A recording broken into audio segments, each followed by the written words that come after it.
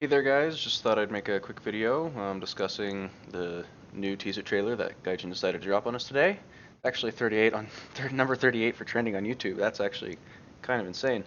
But in any case, a lot of really interesting stuff. It was confirmed by Gaijin that this is all in-game footage, which is amazing in terms of like the engine and stuff like that. Looks really good. But let's get right into this. Have it muted because music is copyrighted, but music is awesome.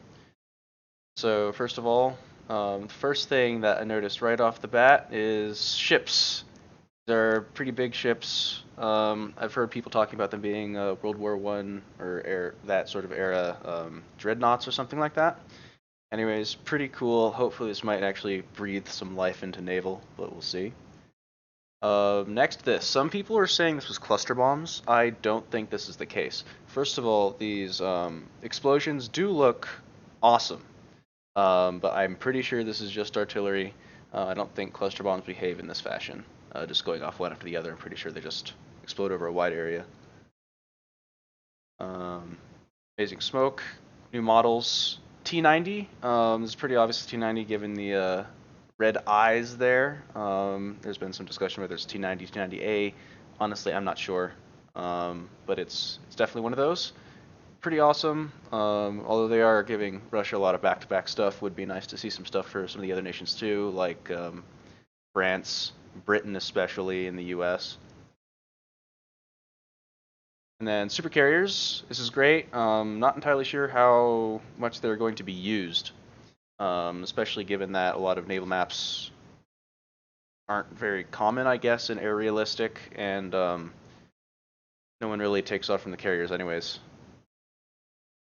And this, alright, so this is a Leopard 2A6, and it's not a 2A7, because as you can see by this little gun shroud here, from what I've seen of the Leopard 2A7, it has a sort of like this top little shroud part also on the underside. And the other thing is that I've taken a look at the difference between Leopard 2A5 here, right? You can see that the driver's port there is centered pretty much like right under this turret cheek. But with the 2A6, you can see that those are actually offset over to here. And if we go over to the video, you can see that that's exactly the case. I'm pretty sure this is a Leopard 2A6. Probably going to get DM43 for its main round, which is going to be pretty cool. But let's continue here. This, I think, was just showing off lighting. I don't think there's anything special about this. Not much detail to glean. But this, from what I can tell, Spitfire cannons. We just go back just a little bit. This, a lot of people have been presuming is going to be like a hangar or something like that. Maybe it's for an event, or they're going to be doing seasonal hangars that have animations, like people working on stuff. Pretty cool. Now this I think is interesting, and I haven't seen a lot of people bring this up as much as I think it should be. First of all, this is not a MiG-21 BIS. This is an SMT or some other variant. Because if you take a look at the MiG-21 BIS here, you can see that the fuel tank is actually mostly flat. It does bulge out, you know, from the main area, but it's mostly flat along the top here. And the SMT has quite a noticeable hump. Now if we go back to here, you can see that hump is still there. I don't think it's the BIS. It could be another variant, but we'll see. What's more interesting, I think, is if you notice the missiles, right? You can see that for the hardpoints, it has standard 4 hardpoints with dumb bombs there and R60s. Those are pretty obviously R60s if you zoom into them. You can see the fins and the dual canard fin system at the front. Pretty sure it's canard anyways. But if you take a look at the actual hardpoint mount itself, if you take a look at, say, this again, you can see that there is one slot for hardpoints here. It's just one line down. Now, if you go to this picture I got of the MiG-21 BIS, you can see that on the outer hardpoint, you can see it has two. Now, if we go back to the video here, you can see that this hardpoint mount looks significantly different than this.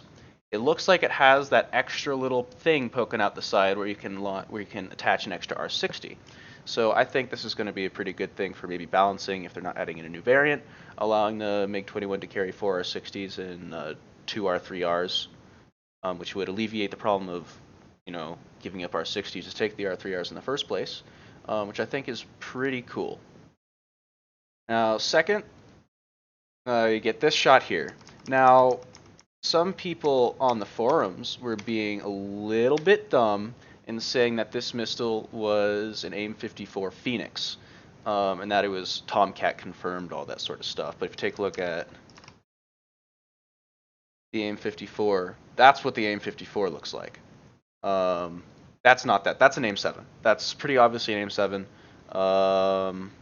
This plane looks a lot like a Mirage. As you can see, like the Mirage model in Warthunder here, pretty similar. Not sure if this is a new variant of the Mirage. It's not entirely clear because this is both a silhouette and kind of shaky. So pretty sure it is a Mirage. That also, clouds look amazing. Great job on the engine. Fire trails also look great. Explosion looked great. Everything was cool. This, from what I can tell, is the SAAB 105, Swedish ground attacker turned trainer, which I think would be pretty cool addition to the Swedish tree, given that they don't really have much in terms of ground attackers at the moment. But the next moment here, the nuclear explosion, or something along the lines. I think that would be a cool game mode, like escort the nuclear bomber or something like that. I've heard a lot of people talking about that as well. I think that would be the best implementation for it, but I don't see how else they would do it. It might also be hinting at, say, like the B-57 Hustler and like the Tu-95. I don't know, the Russian big nuclear bomber, like other supersonic modern jet bombers. Which I think are in dire need of addition, especially maybe just breathe some new life into bombers. And if we also consider the fact that the second B-57 in the U.S. tech tree still has a default cockpit, no actual design cockpit of its own, you can see where they might want to put some effort into that sector of the game a little bit more. But that was just a brief overview of this very well done trailer. I gotta say, very hyped for this. I thought I was just getting over my Warthunder addiction, and they decided to drop this on me, and now I know I'm just going to get sucked right back in for the next couple months. So, yeah, hope you guys enjoyed my quick little breakdown of this trailer. Hope I didn't take too much of your time, and I'll see you later.